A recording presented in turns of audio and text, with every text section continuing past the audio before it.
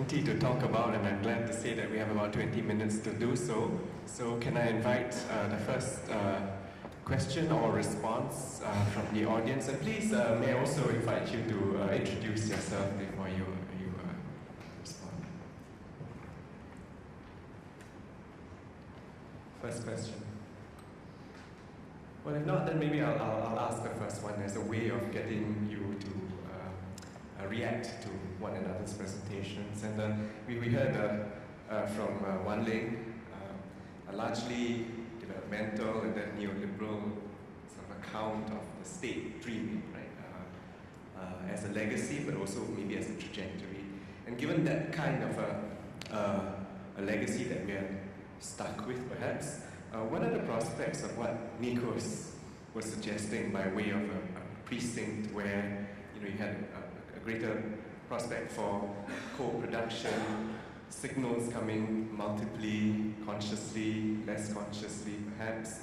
And how do we ensure that something like that doesn't degenerate into exactly the same kind of disenchantment that King Singh talks about? And here, in the context of a neoliberal, capitalist, totalizing institutionalization that's always threatening the value of a fragile arts practice. So just maybe as a way of reacting.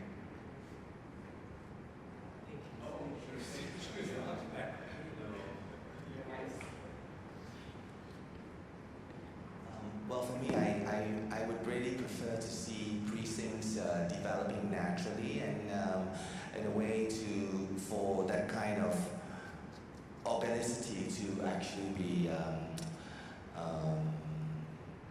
not so much that it remains there, but that there is a process by which this totalizing effect should be held in check. But as we know in Singapore, checks and balances don't come naturally. So it will become totalizing. And so we're talking about a very specific locality here of a small island where it's very easily manufactured in a way. So I think that, it's hard to say because I think the values have become so different in the last 10 years, I think. So it's so in this case, I feel like I'm an audience watching the values. But of course, there's a lot of question about how statistics are being projected as well, right? Like for example, the alcohol bill. Bill. At the moment is still on hold, I kind of feel like there's really no ombudsman process, no safety valves in our system. So in a way, I think that precincts will develop because it is engineered, and very often the life of organic gathering points will be diffused. That's why we have our permit for gatherings, where a gathering is one person. Thank you.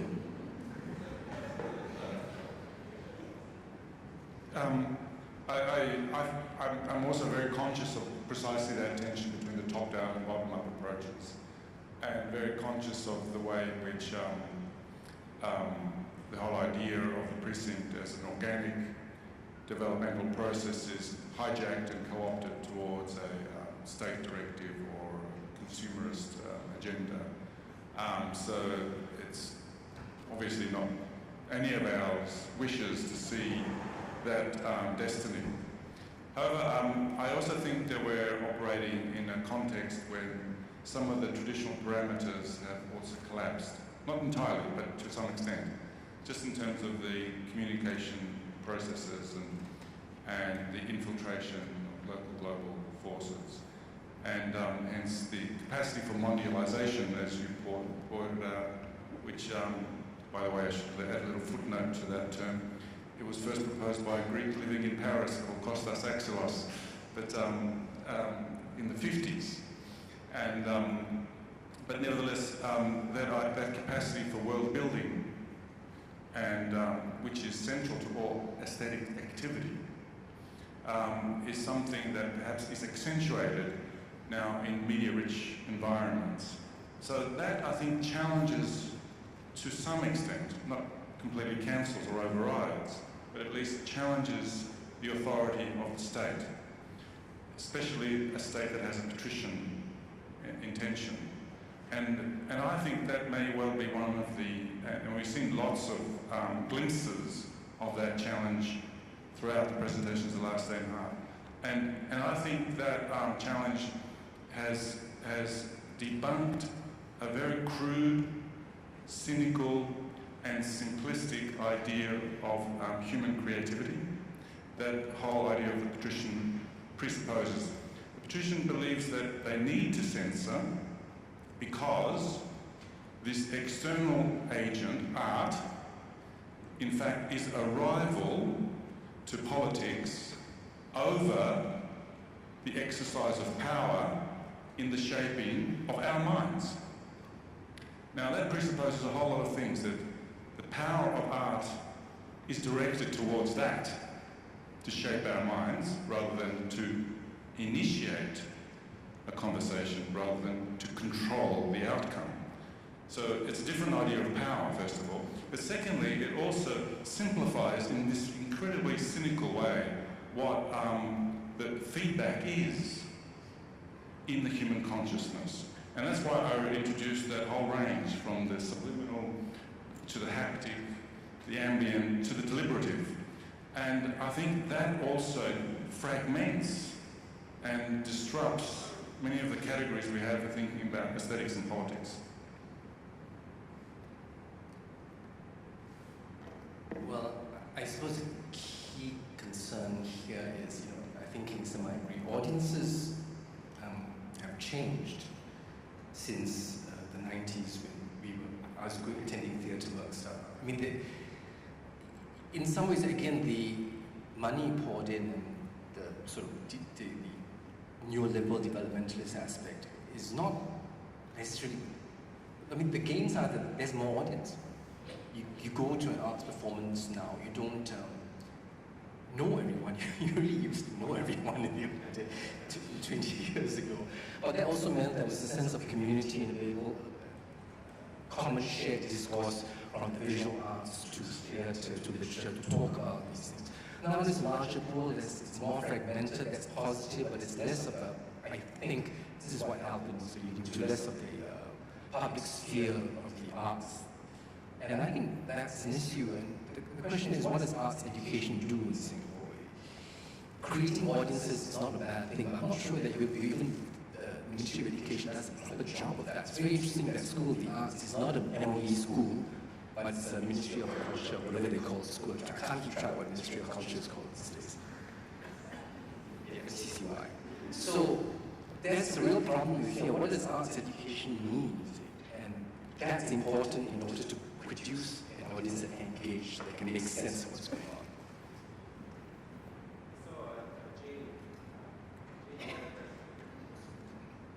Thank you so much. I'm Jane Jacobs from the Lewis College. So I feel that the Yale Lewis College project somehow shares some of these experiences that you've talked about.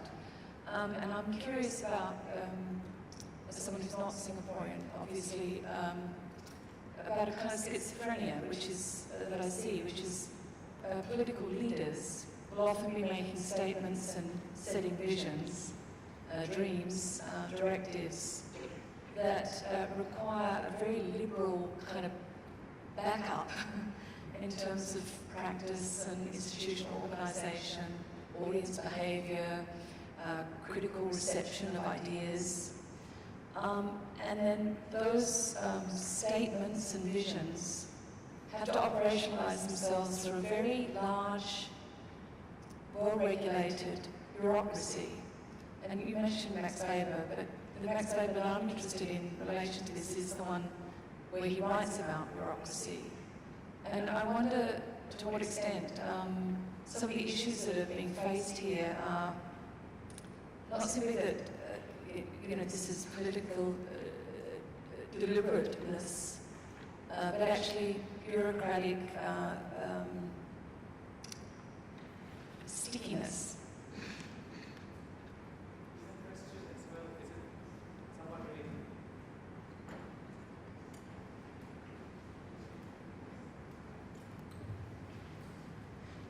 just want to add to the first, to Nico's, in order of, like, we talk a lot about from censorship to self-censorship, and should we not also discuss surveillance to self-surveillance if we talk about the measurements and tracking of our movements in terms of cultural appreciation? I mean, I really enjoy that I can keep my thoughts for myself if I see something and I read something. And I'm really glad that so far dreams cannot be measured and surveilled. Maybe it's coming soon, Nikos, and I hope you are not part of supporting this. I think it's really, I mean, we should go back to Guy Debord, to the Society of Spectacle, and if I talk about these precincts, to me this is kind of almost like gated arts communities, and I love arts in basements, and where we don't expect it. This notion of the precincts, of course, these are part of city marketing, and the tourism boards love those, and we all are kind of part of it, I know, but is it really what we dream? And for me, this is kind of the nightmare. And I would like to hear a little bit from you why you think this can be productive. If I could just add, piggyback on that question, and also raise the spectacle of our discourse and practice on smart cities, right, which opens up even new possibilities for precincts as a space of the arts, but also as a space of surveillance, as you describe it. So maybe some reactions to that as well. Sure. I'm not so skeptical as you've just presented that scenario, Usa, but also it is connected to Jane's observation, because I think we're in a situation where for some reason liberal ideas have become normalized, but liberalism has become perverted. And Immanuel Wallerstein, he's given up some of his radicalism by saying the radical task today in the West is to make the liberals live up to their liberalism. And that could equally apply to here. I mean, if you are going to adopt those kinds of principles and objectives, then in fact you're opening a door much wider than you perhaps anticipate. And it opens up a lot more creative feedback and dissonance than you probably anticipate. So in that kind of spirit, my problem with the Guy Debord Society of Spectacle vision of the world is that it still presumes that the recipient of culture or the spectator of culture is more or less a passive figure who is influenced and shaped by the forces around them or above them or that come into them. I'm more interested in that way in which, in that scenario where you are being tracked, that you are conscious of being tracked and you also interact with that and produce other kinds of dissonances. And I'm thinking of a particular scenario because I know that there's lots of techniques for tracking path lines that have been used for commercial purposes. Path intelligence is one tool that is often used. And it's there to maximize consumption. That's obvious.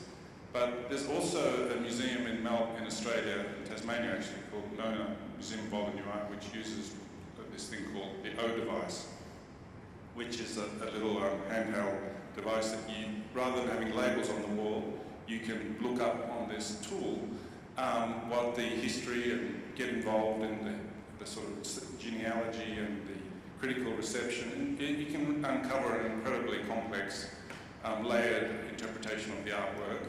And at the end of this journey, you can ask for your journey to be sent to your email address. So you receive all the an account of all the places in the museum you've been to and all the things you've seen, and that institution gets an account of what you're interested in.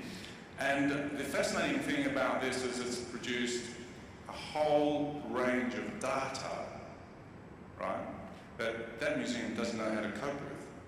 And we are in a situation where there is large data because of the multiple senses in this world, right? But we don't have equivalent. We have fantastic capacity to harness and gather data, but we don't have an interpretive apparatus for making sense of that data. Now, the state might want to, and that museum might want to find out more about consumer behaviour, but the curators might also want to know about, oh, what is the pathline? What is, the artists might also want to know, what is the focal points? What are the connections that people make in public spaces? And then if you look at the way in which people use that technology, what we now discover is that, in fact, subsequent visitors are being informed by the community that generates offline, from Instagram, from blogs, from the circulation of these kinds of tools that were generated by these data gathering sources. So in a sense, it's become part of our new second nature, the fact that we are constantly being surveyed, we are part of an environment that's rich with media, and that we have to convert and subvert and transform it to create what our friend Stephen Willard's called the lurky spaces, those in-between parafunctional spaces which are not fully regulated, which are not codified and defined and fully shone on by the light of the state or your parents. And so I'm quite interested in the way in which people, in fact, now can become creative and agents in that context, which I think reasserts their own agency in that environment. A sort of partial response to Jane, and I think part of what Nikos is saying is, in terms of bureaucratic stickiness, it's the neoliberal agenda, but it's not entirely just that. It's also about places like Singapore and Seoul trying to match up. It's not merely the neoliberal agenda, but also a post-colonial agenda for these states to match up to the West using their game. So I think the framework is more complicated than that.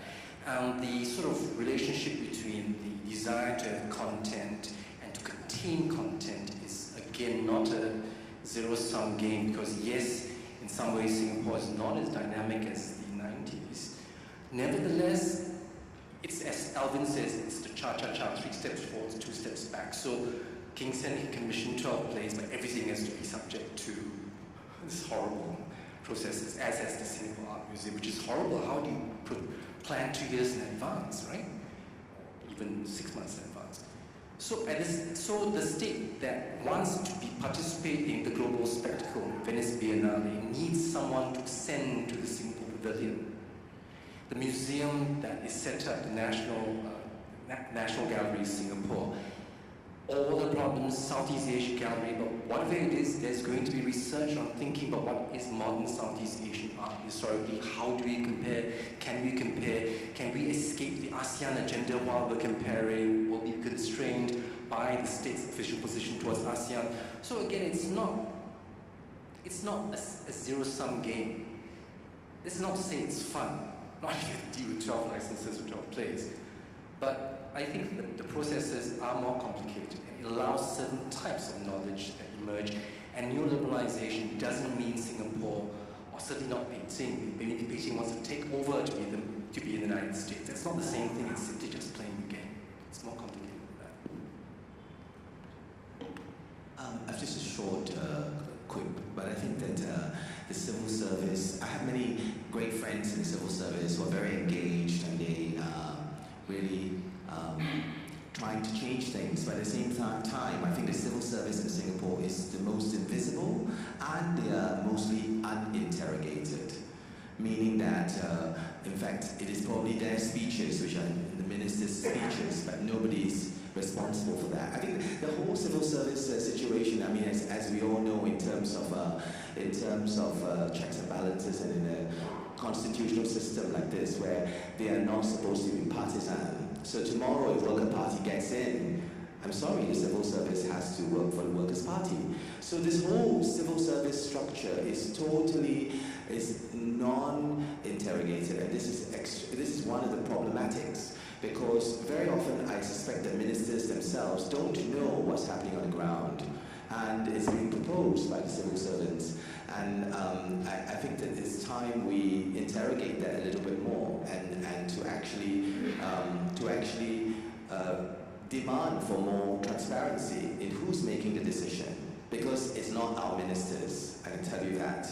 Thank you.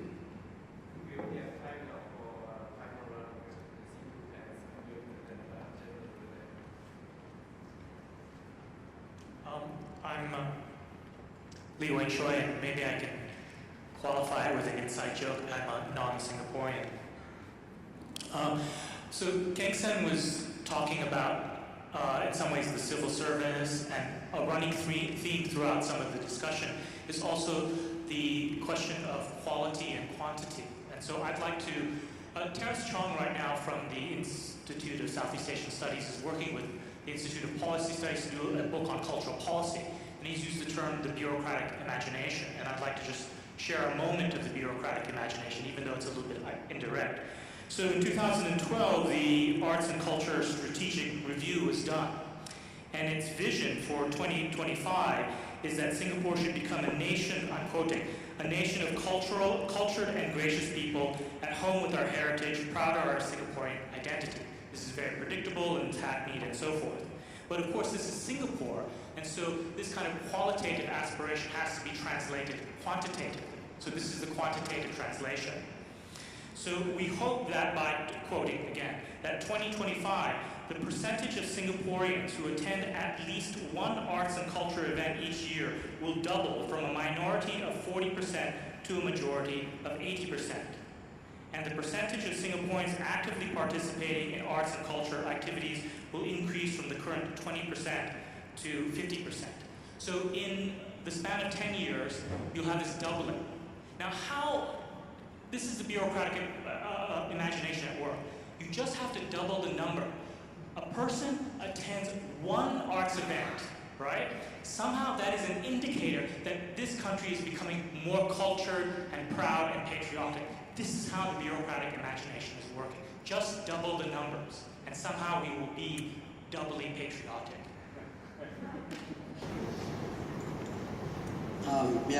Hi, I'm Felipe. I'm a PhD candidate with the US. I can appreciate the theory value. Dr. Papasayadis, you spoke about the imagination of the multitude, which is, I believe, a clear reference to the multitude as a figure of resistance in theory, as bodies in public, bodies gathering, this whole thing post-2008. In theory, I can appreciate that mapping how the multitude, the actions of the multitude can be recursive into the feedback of culture and creativity, can resist the dark side of neoliberalism and all this stuff. I can see that. And of course, this whole thing of how private investors and marketing researchers use that data to create new products is not a new thing. It's been going on for 30 years at least. I'm more interested in, and you mentioned how this possibility can challenge current assumptions of politics and aesthetics. And I believe that the immediate feeling is how it can challenge into the private sector. But in the case of Singapore, it can also be a double-edged sword in the public sector, because it could also be monetized by the government.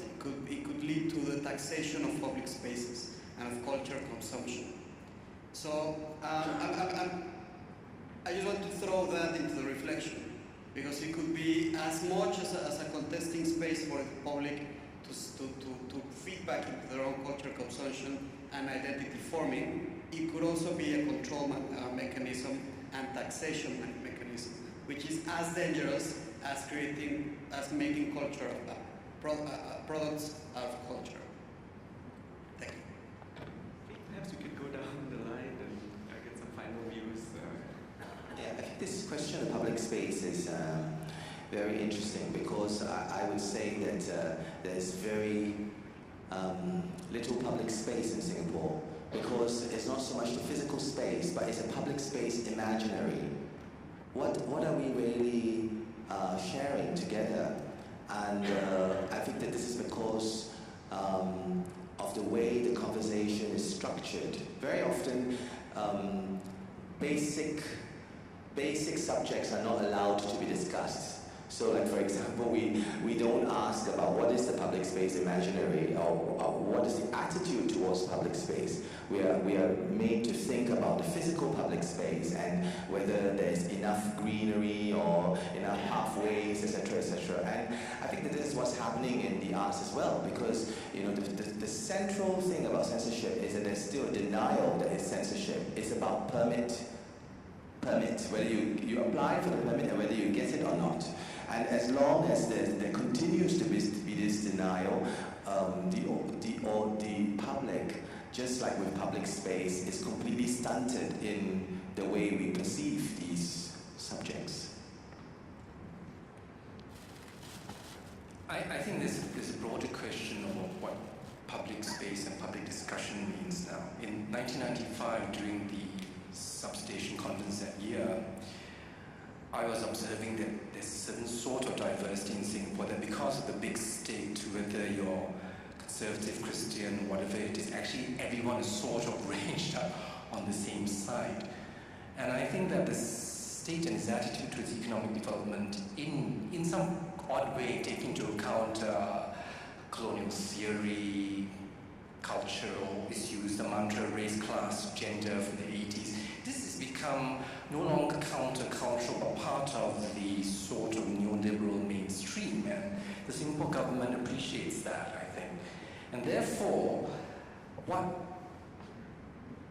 the point of the 80s, when there was the 87 detentions, for instance, going on, overseas churches would hammer Singapore churches, so they're not standing up to the government. But of course, church leaders say, well, it's complicated, and they try to do their own quiet bit. But I think that sense of the big state with its big modernizing agenda is now slightly different because of the complexity of the need for diversity, because in some ways the counterculture, the alternative, is part of this new framework of Singapore as a global city. So now we see the gender clash, right? The gay issue, Christian versus Islam versus, and then there are other complex things like the casino is a problem because everyone is okay, they accept Christians and Muslims. No, it's more than that. It's a bit more complicated than that, I think. So I think that the element of diversity makes the way the state even manages diversity now very different. And the notion that you hear from government leaders, tolerance, this is a very 1960s thing based on 1964 in Singapore with the clashes in Geylang and 69 in Kuala Lumpur on May 13, 69. So the language that I hear used hasn't changed because we're talking about religious values and a certain sort of, then gets cruelly classified as secular values and gay stuff. And it's not resolved by tolerance. So I think the lines are complicated and we see this complexity, and I don't really know what the new public sphere is for that. Yeah, anyway. I'd like to respond to the last question indirectly to Wayne's comment as well. Your fears are well-founded. There is every likelihood that those trajectories will happen, and let me give a little anecdote that carries some of the anxiety that you also reported, which is the consequence of the privatisation of public assets. I lived in England during the time when British Railways was privatised, and it was a radical transformation of public space, so that a waiting room becomes a place of consumption. Where you normally wait for free for your train, you now have to enter into a McDonald's and be a consumer. So you're no longer a citizen in public space, you're a consumer in private space, even though you're in what you previously considered a public space. And this logic was extrapolated all the way across the whole railway network, but one little item was left out in that total sale. The offices and storerooms of the lost and found department were never sold off. So at the end of the whole privatisation, there was a huge amount of real estate that was left behind and no one had bought. Eventually that little wrinkle was ironed out and somebody found a business in that as well. But nevertheless, that is an indicator of the anxiety that you reported. However, let me also add another possibility, which is the line that I'm trying to develop, which is to say that given that we're aware that this is the trajectory of the neoliberal regime to instrumentalize, monetize, commodify everything that can be. Well, you know that famous line by Albert Einstein, everything that value cannot be counted and everything that can be counted has no value. I sort of agree with that paradox to a great extent, and therefore what I'm, in a sense, directly speaking to is the necessity to develop a new kind of discourse for representing, not measuring, representing, not just mapping, but developing an understanding of the spatial movements of people, representing, in other words, the value of the aesthetic experience.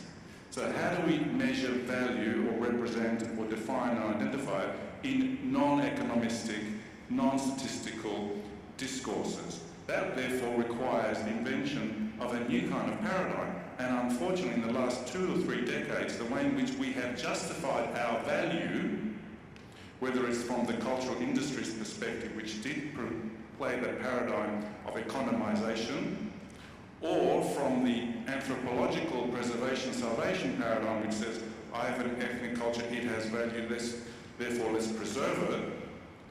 Now, both those paradigms have brought us to the standstill that we currently are at, which is to say that it is of value because it can be seen in a museum, or it is of value because it turns over the cash registers. So we need to come up with a new kind of vocabulary and a new kind of way of thinking about value, not just for our justification back to the state, but also for our capacity to communicate with each other about the significance, about the experiences we also have.